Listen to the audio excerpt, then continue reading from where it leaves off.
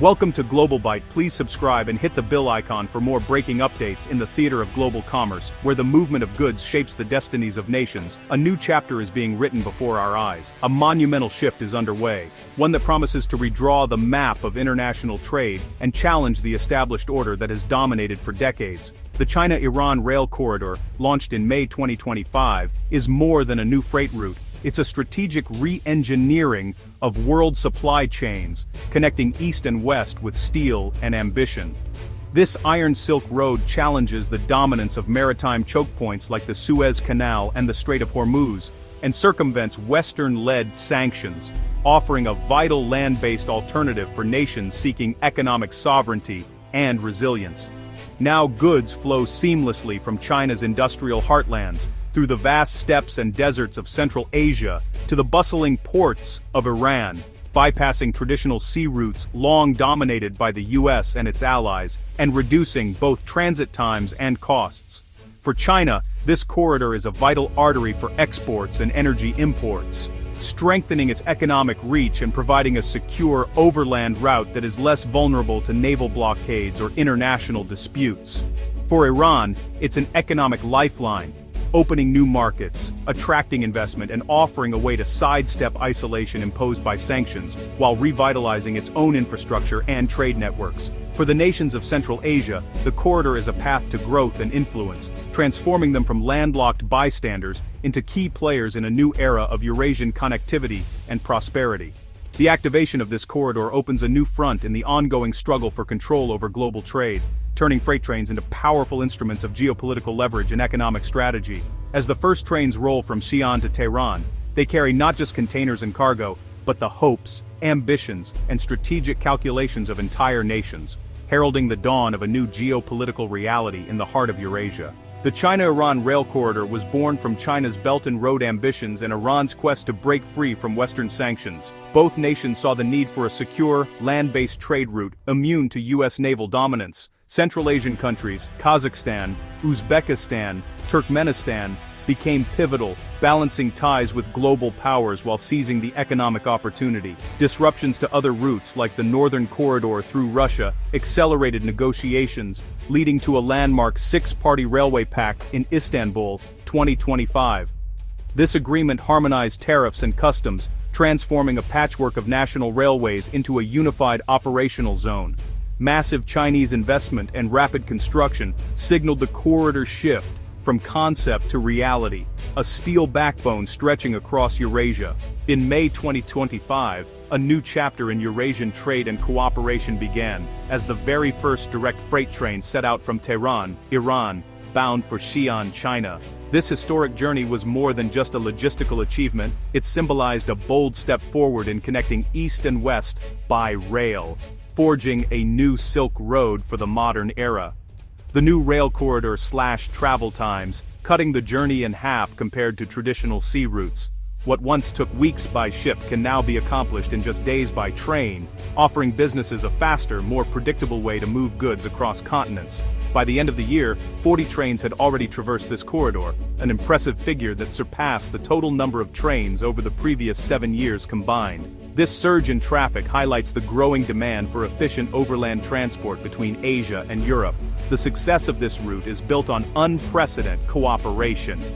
6 nations, China, Iran, Turkmenistan, Kazakhstan, Kyrgyzstan, and Uzbekistan, have come together to agree on competitive rates and unified tariffs, making the corridor not only efficient, but also reliable and cost-effective for shippers.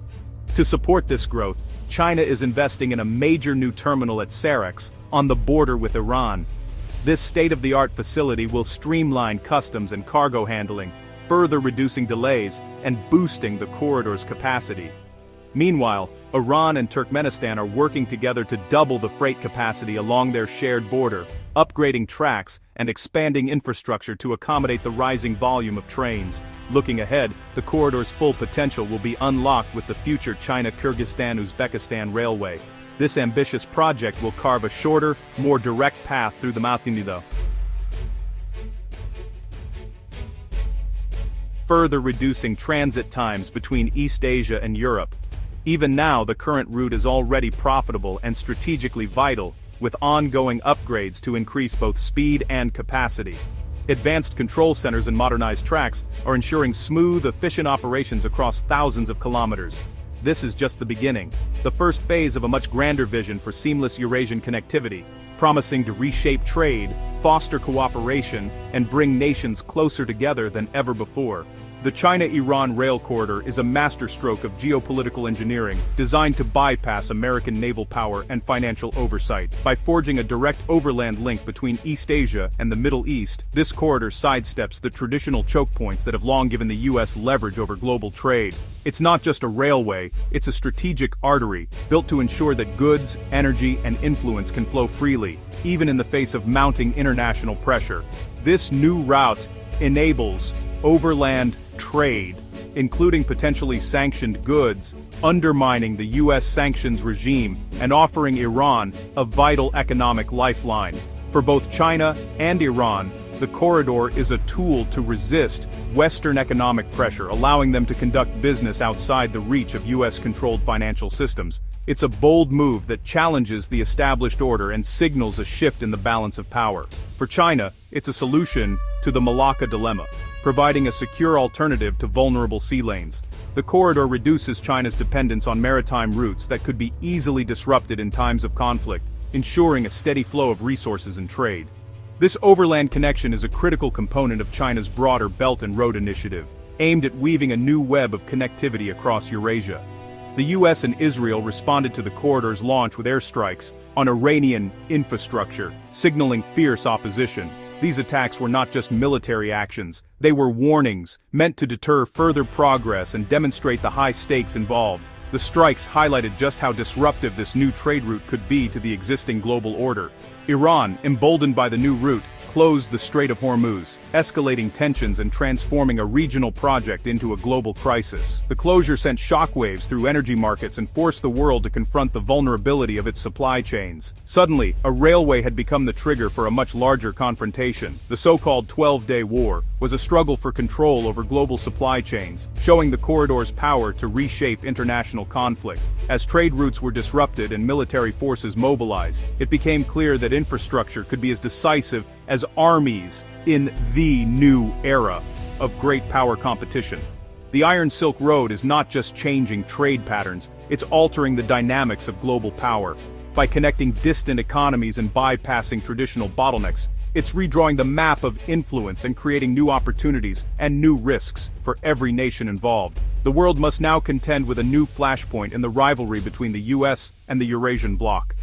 As alliances shift and new corridors emerge, the stakes have never been higher, and the outcome will shape the future of global trade and security for years to come. Central Asia, Kazakhstan, Uzbekistan, Turkmenistan, is the indispensable land bridge connecting China and Iran. These nations are now key architects, transforming from peripheral states to vital logistical hubs. The southern corridor gives them strategic autonomy and access to the open sea via Iran's ports.